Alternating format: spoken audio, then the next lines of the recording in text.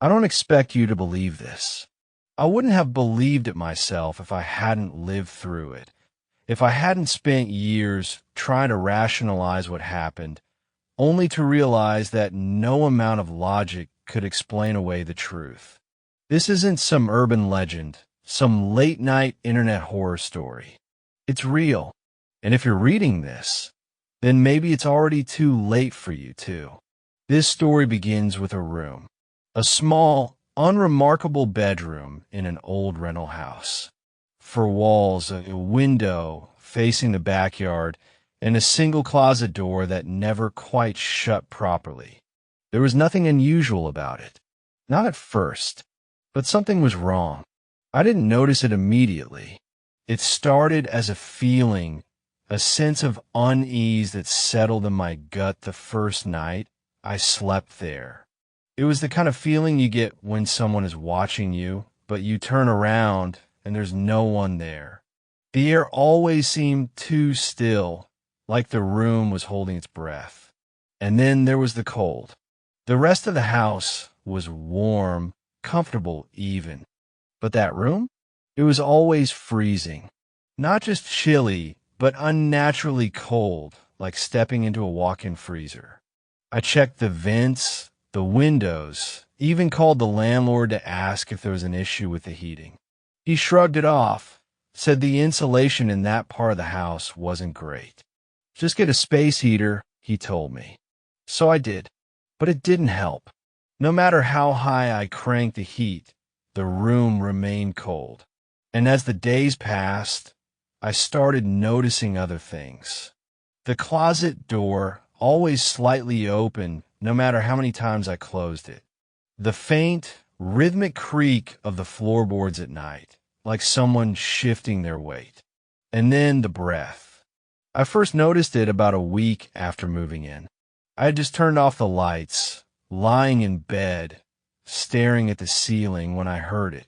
A faint exhale, a slow, measured breath, so soft that I almost convinced myself I had imagined it. But then it came again, and again, each time just barely audible, like someone was standing at the foot of my bed, breathing. I sat up, heart pounding. The room was empty. I turned on the lamp, scanning the corners, the closet, under the bed. Nothing, just the same cold, empty space. I told myself it was the old house settling, or maybe the wind outside. But deep down, I knew better. Something was in that room with me. Over the next few nights, the breathing became more distinct. I would lie awake, waiting for it, dreading the moment it started. It never came from the same direction. Sometimes from the foot of the bed, sometimes from the corner near the closet, sometimes right beside me. One night, I gathered enough courage to speak. My voice came out in a whisper, barely audible over the sound of my own heartbeat. "Who's there?" Silence. Then the breathing stopped. I sat frozen, waiting. Seconds stretched into minutes. Just as I was about to convince myself it was nothing, something shifted in the darkness. The closet door creaked.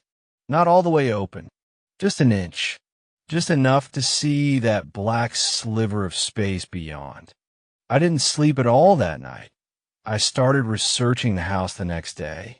It wasn't hard to find records. Small towns like mine have long memories. What I found made my skin crawl. The house had been a rental for decades, occupied by different tenants every few years. But the strange part, no one ever stayed long. 6 months. A year at most. The landlord had owned the place since the late 80s, but in that time, nearly every tenant had left abruptly. No explanations, no official complaints, just people packing up and leaving in the middle of their lease. And then I found the news article. It was dated over 30 years ago. The original owner, a man named Edward Grayson, had disappeared under strange circumstances. His wife reported him missing one night, claiming she had woken up to find him standing in the hallway, staring at the closed door of what was now my bedroom. She had asked him what was wrong. He didn't answer. He just kept staring like he could see something she couldn't. And then, without a word, he turned, walked into the room, and shut the door behind him. She waited for him to come back to bed. Minutes passed, then an hour. Finally, she got up, knocked on the door. No response. She tried the knob. It wouldn't turn. She pounded on the door, screaming his name. Still nothing. Desperate, she called the police. They arrived within minutes, forced the door open. The room was empty. No sign of Edward Grayson. No sign of forced entry.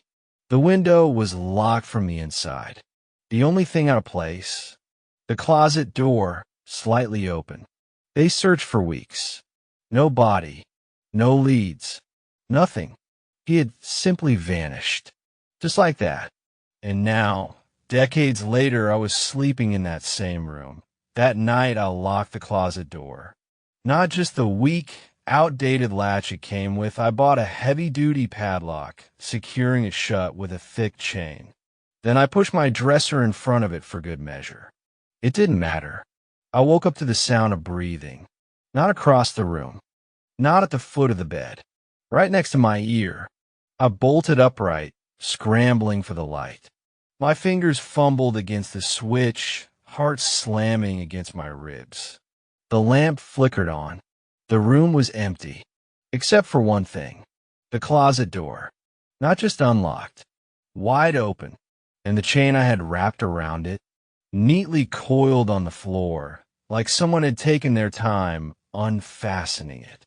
I stared at the open closet, my pulse roaring in my ears. The air was ice cold, my breath coming out in visible puffs. And then, just as I was about to move, just as I was about to get the hell out of that room, the closet door moved. Not much, just a fraction of an inch, but enough to let me know that something inside had just shifted, something that was waiting, something that was breathing. I should have left that night. Every instinct in my body screamed at me to run, to grab my things and get out of that house, to put as much distance as possible between myself and whatever was inside that room. But I didn't. I don't even know why. Maybe it was disbelief, that stubborn part of my brain clinging to rational explanations. Maybe it was fear, because as much as I wanted to leave, I was just as terrified of what might happen if I turned my back on that open closet. So I sat there, frozen, staring at the sliver of blackness beyond the doorway. My breath came in shallow gasps, the air thick with the kind of cold that felt alive, pressing against my skin like unseen fingers. And then the breathing started again. Soft, measured, coming from the darkness inside the closet. I don't remember grabbing my phone, don't remember dialing, but suddenly I was calling someone, anyone. My hands were shaking so badly that I almost dropped the phone. When the ringing stopped, I didn't even wait to hear a greeting before whispering, "Something's in my room." "Hello." The voice on the other end was groggy, confused. My friend Jake. I'd barely registered that I had called him. "Jake, I need you to come over." My voice was barely above a breath. I couldn't take my eyes off the closet. Right now, a pause.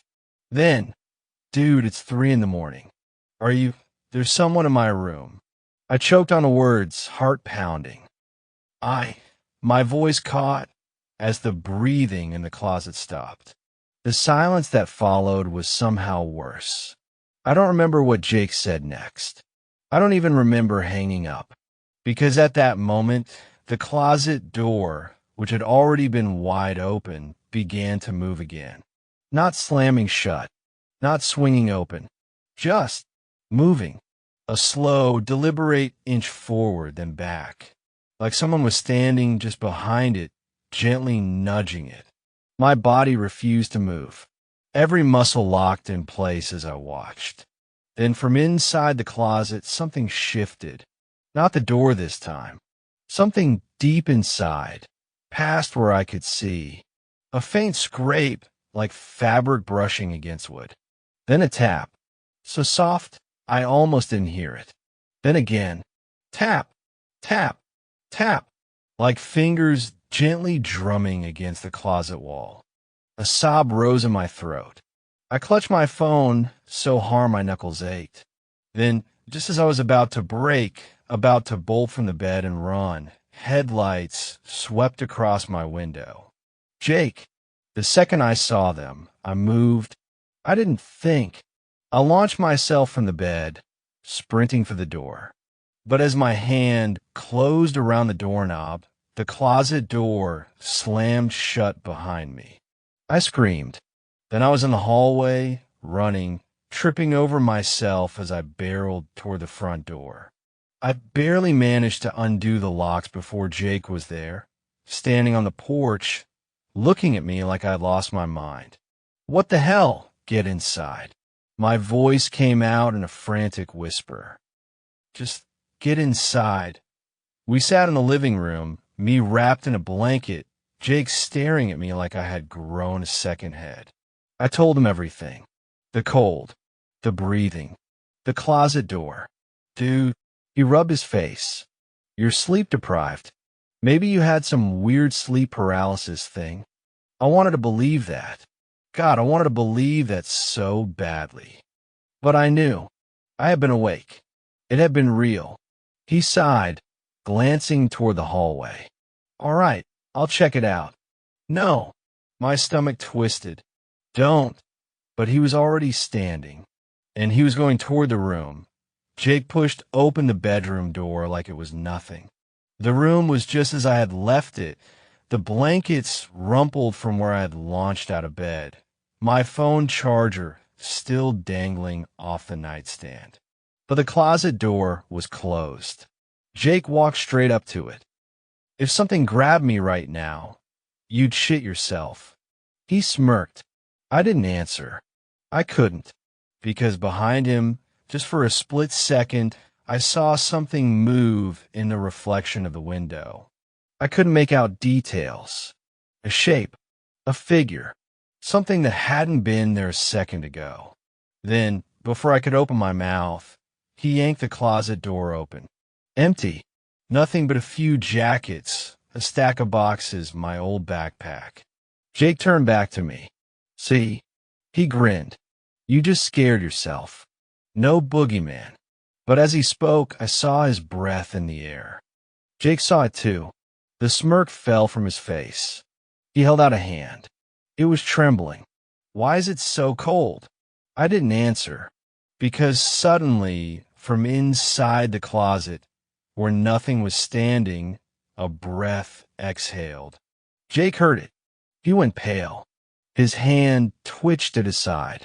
And for the first time since I had known him, he looked afraid. We backed out of the room together, slowly, step by step. Then we shut the door, and we didn't open it again. Jake didn't go home that night.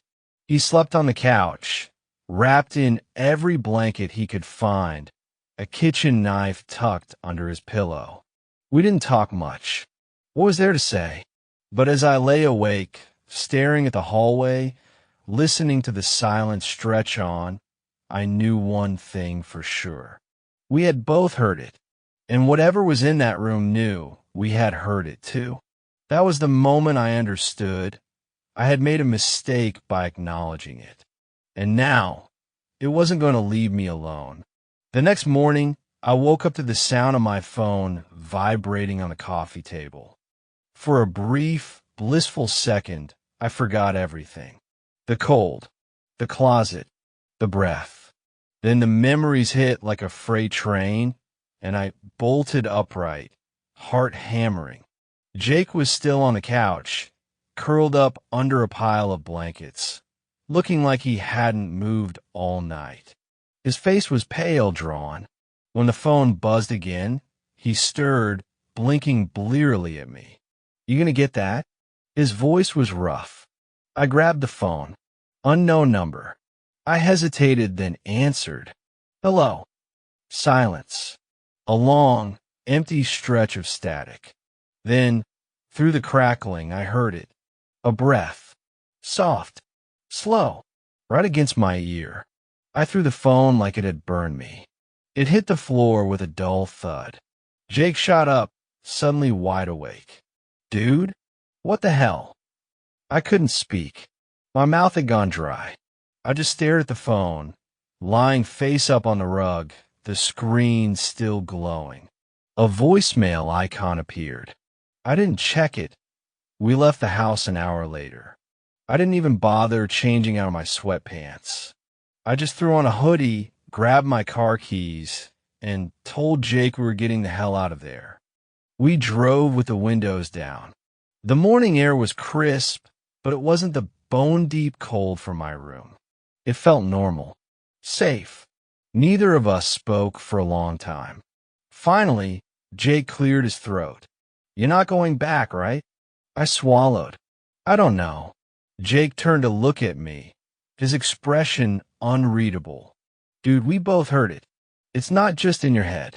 That room is, he trailed off. I finished for him. Wrong. He nodded. I exhaled slowly, gripping the steering wheel. Then what do?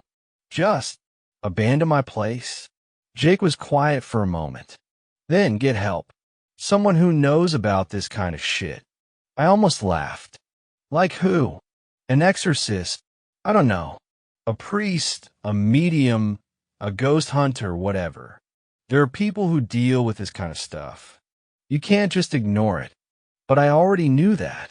Because no matter how far I drove, how much space I put between myself and that house, I could still feel it. Like invisible fingers pressing against the back of my neck. Like something was waiting for me to come back. Hashtag the history of the house. I don't know why I hadn't thought to look into it before. Maybe it was denial. Maybe I had just assumed, like most people do, that hauntings only happen in old houses, places with history. But that night, as I sat in Jake's apartment, scrolling through property records on my laptop, I realized how stupid I had been. Because the house did have history, and it was bad. The first thing I found was an old newspaper article. Local man found dead in his home, suspected suicide. The date was from 20 years ago. The address was mine. I skimmed the article, my pulse quickening. The man's name was Daniel Holt. He had been in his late 30s, unmarried, no kids. He had been found in his bedroom closet, dead. The article didn't give much detail, but it mentioned that his body had been discovered weeks after he had died, that the neighbors had complained about the smell, that the cause of death was inconclusive. Inconclusive.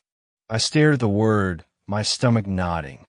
Not hanging, not overdose, not gunshot wound, just inconclusive, like they didn't know what had killed him, or worse, like they knew but didn't want to say. I kept digging. Over the next few hours, I found 3 more deaths tied to the house. 2007, a woman named Lydia Parker. She was renting the place. She called 911 one night, rambling about something watching her from the closet. The cops came. She was dead by morning.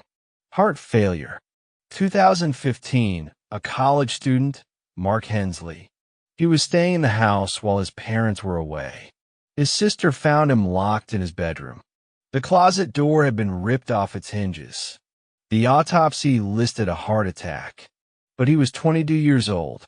Then, finally, 2020, a man named Robert Neal, the most recent tenant before me. He had lived there for exactly 4 months. He didn't die, but he disappeared, vanished without a trace. No signs of forced entry. No signs of struggle. His wallet, his keys, his phone, all still inside the house. The only thing missing was him. I sat back, staring at the screen, my heart pounding. I had lived there for almost 4 months. The realization made my skin crawl. I could still feel that cold breath against my ear. I slammed the laptop shut. "We need help," I muttered. Jake nodded. "Yeah, no shit. Hashtag, hashtag, hashtag." The medium, her name was Evelyn Graves. She wasn't what I expected. No flowing robes, no crystal balls. Just a sharp-eyed woman in her late 40s with short-cropped hair and a no-nonsense attitude. "You're haunted," she said the moment she stepped into my house. Jake and I exchanged glances. "Yeah," I muttered. "We kind of figured." She ignored me, walking straight toward the bedroom. The moment she crossed the threshold, she stopped. The temperature plummeted. Jake sucked in a sharp breath. Jesus Christ. Evelyn didn't react. She just tilted her head, eyes scanning the room. Then, softly, she murmured, "You invited it." My stomach clenched. "What?" She turned to look at me, expression unreadable. It wasn't strong before. It was here, but it wasn't awake. I swallowed hard. "What changed?" Evelyn held my gaze. "You acknowledged it." I felt sick. I wanted to deny it, wanted to tell her she was wrong, but I knew she wasn't. The moment I had heard it, reacted to it, feared it, it had latched onto me. Evelyn moved toward the closet. She didn't open it, just stood there, staring at the door like she could see something I couldn't. "It's not human," she said finally. The air seemed to thicken. Jake shifted beside me. Then, "What is it?" Evelyn exhaled slowly. "Something old." Her voice was quiet. "Something that has been here long before the house was built." A chill ran through me. Evelyn turned back to me. "It doesn't want you gone," she said. My breath caught. "It doesn't." Her lips pressed into a thin line. "No, it wants you to stay." The words settled over me like a weight. Jake let out a nervous chuckle. "Well, that's just great." Evelyn didn't smile. Instead, she reached in her pocket and pulled out a small, unmarked vial. The liquid inside was deep crimson. She walked past me, heading straight for the bedroom door. Then she turned, fixing me with a look that made my stomach drop. "If you want to survive," she said, voice low, "do exactly as I say." Then, with slow, deliberate movements, she twisted the vial open and poured the blood-red liquid onto the floor. The moment it hit the wood, the closet door slammed open, and the breath, the awful, slow breath, turned into a whisper, a voice, saying my name. The whispering voice that spoke my name didn't sound human. It was layered, like two voices speaking in unison, one rasping and dry, the other deeper, almost guttural. It came from the open closet, but it also seemed to be everywhere, as if it were threading itself through the walls, through the air, through the very marrow of my bones. I couldn't move. Jake made a choking sound beside me. "Dude, do you hear that?" But Evelyn's voice cut through his panic. "Do not speak." Her command was so sharp, so full of authority, that we both went silent. Even the whispering from the closet seemed to pause for a fraction of a second, as if it had been startled.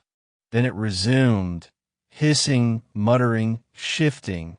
Evelyn stepped forward, holding out a small bundle of dried herbs and twigs, bound together with red string. She muttered something under her breath in a language I didn't understand. Then, without hesitation, she threw it into the closet. The air shuddered. A pressure like being deep underwater pressed against my ears, my skull, my lungs. Then a scream. Not a human scream. Not a single voice. A chorus of voices, shrieking in pain, rage, hunger. It was so loud, so overwhelming that I fell backward onto the bed, my hands clamping over my ears. The room plunged into darkness. I saw nothing. Not the bed, not the walls, not Evelyn or Jake. Only blackness.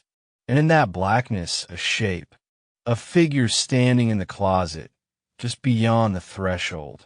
It was tall. Too tall. Its head bent sideways at an unnatural angle. Its body wrapped in something dark and shifting. I could see the edges of it, but the moment I tried to focus, it blurred, as if my mind refused to fully perceive it. But its eyes were clear. They weren't glowing. They weren't hollow. They were human. Dozens of them, blinking, shifting, staring from within the folds of whatever it was. Some were bloodshot. Some were wide and terrified. Some looked like mine. A voice slithered through the darkness. You should not have called her. Light exploded back into the room. I gasped, feeling the weight on my chest vanish. I was lying on the bed, staring at the ceiling, my vision swimming. The closet door was still open, but whatever had been inside was gone. Jake was against the far wall, shaking violently. Evelyn was standing in front of the closet, her face pale, her breath ragged. Slowly, she turned to me. "We need to talk," she said. We left the house.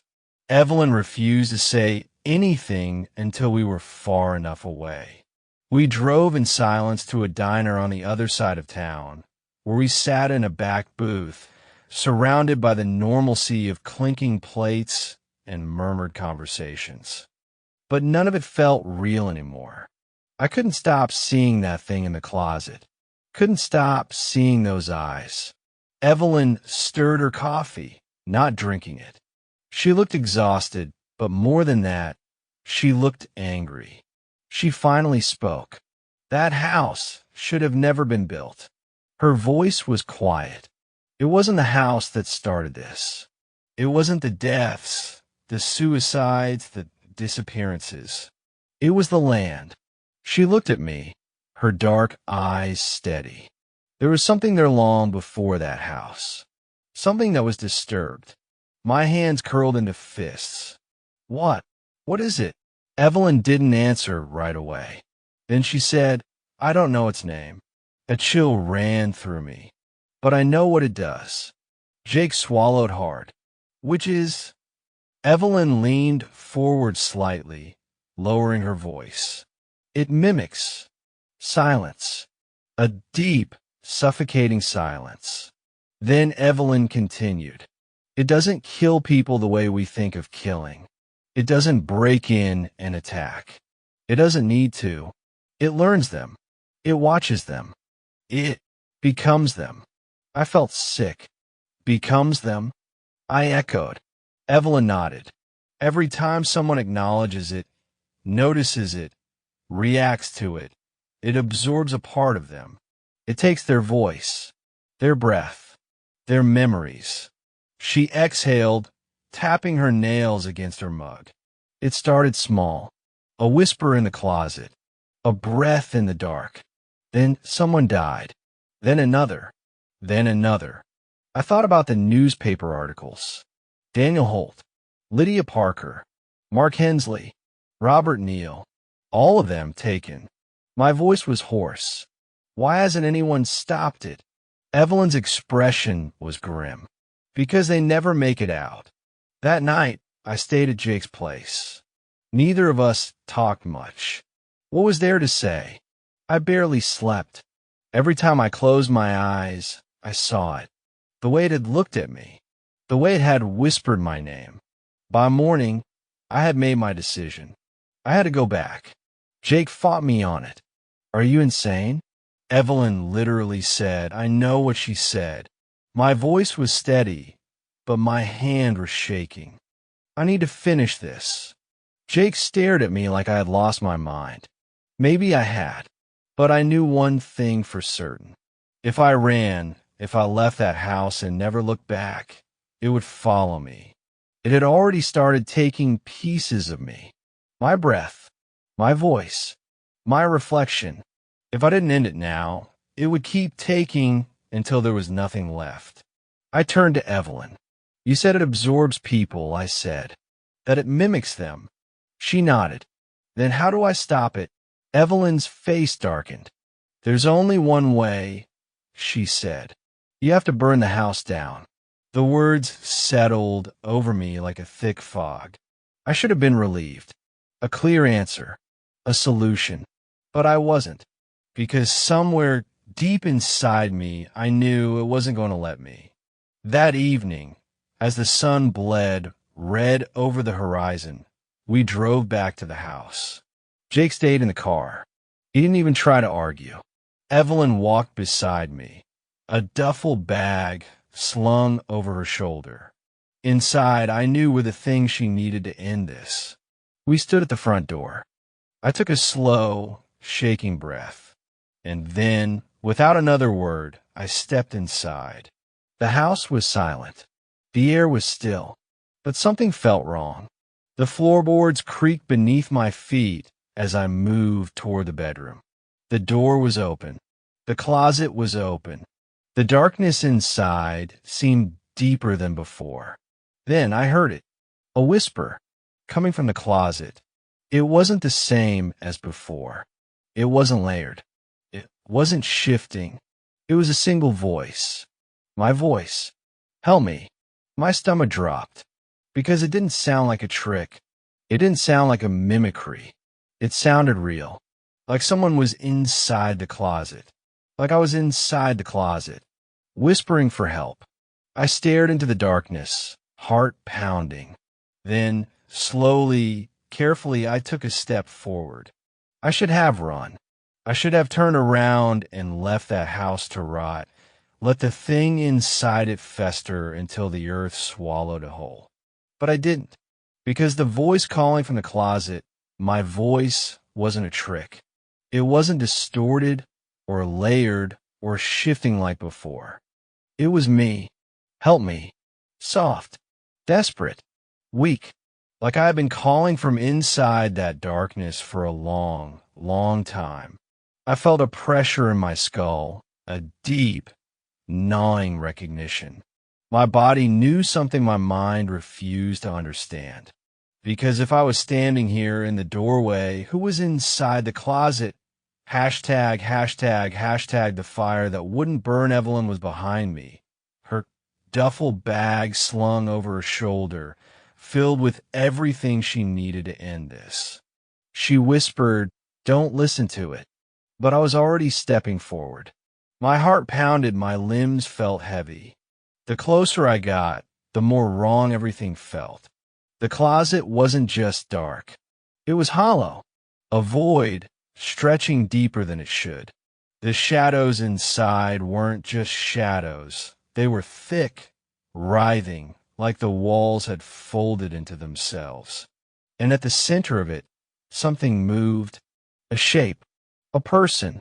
I knew before I saw its face. It was me, kneeling in the darkness, thin and trembling, eyes wide with something between relief and terror. My own face staring up at me, lips dry and cracked. "Please," it whispered. "Get me out." The room tilted. Something in my brain fractured. Because the thing inside the closet wasn't just copying me. It was me. Not an illusion, not a trick of the house. It was me. And if it was in there, who was I? Evelyn grabbed my arm, yanking me back. "It's lying." Her voice was sharp, filled with something close to fear. "It's not you. It's not real." I couldn't breathe. I was staring into my own face, my own pleading eyes, my own hands reaching toward me. "You left me here." I stumbled back, shaking. "No, you left me." My legs went weak. My body screamed at me to get out, get out, get out, but Evelyn didn't hesitate. She swung the duffel bag onto the ground, unzipped it, and pulled out a metal canister. "Gasoline," She twisted the cap off and started pouring it across the floor, across the bed, the doorway, everywhere. The thing in the closet, the thing wearing my face, started to shake. It blinked rapidly, eyes flickering with something almost like panic. Then it smiled, and I screamed, because it didn't just smile with its mouth. Every eye inside the closet smiled. A slow, stretching movement, lips curling open like wounds. It's too late. The whisper crawled into my skull, wrapped around my bones. Evelyn didn't falter. She struck a match and dropped it. The fire should have spread instantly. The gasoline was everywhere. But the flame hit the ground and died. The match went out. A silence deeper than anything I'd ever known settled over the room. Then a slow exhale. A breath. Not mine. Not Evelyn's. The house breathed. The floorboards groaned. The walls shifted. A deep, wet sound rippled through the wood, like something alive moving beneath the floor. Evelyn tried again. Another match, another. Every time, the flame died. The air was too still, too empty. No oxygen, no breath. The house wouldn't let itself burn. And then the closet door slammed shut. The next few seconds felt stretched, frozen, twisted. Evelyn grabbed my wrist, pulling me toward the door, and I ran. We ran. The walls groaned. The air was thick, moving like invisible hands reaching for us. I felt something brush the back of my neck. A breath. I nearly tripped downstairs. Evelyn wrenched open the front door, and we fell through. Out. The house didn't stop us. It didn't try to pull us back, because it didn't need to. We had already lost. I don't remember the drive back. I don't remember collapsing onto Jake's couch, shaking so hard my teeth clattered. I don't remember Evelyn pacing, whispering things under her breath, trying to understand why the house wouldn't burn. I only remember looking into the bathroom mirror and seeing something wrong. I looked like myself, but I didn't feel like myself. Like something had shifted, like something had been left behind. Or worse, like something had come back in my place. I touched the mirror, breathing hard, and for a split second, my reflection didn't move. Evelyn left town 2 days later. She told me she would keep trying to find a way to destroy the house. She told me to stay away, to forget it, to forget everything. But I can't, because something is wrong with me. It started small. Little things, a wrong note in my voice, a shadow that lingered too long, and then the breath. At night, I wake up to the sound of breathing. It's always close, behind me, next to the bed, inside the closet, and sometimes when I pass a mirror, I hear it from the other side. I don't think I left the house. Not all of me. I think I'm still there, trapped, whispering, waiting, and I think one day soon I'll switch places again.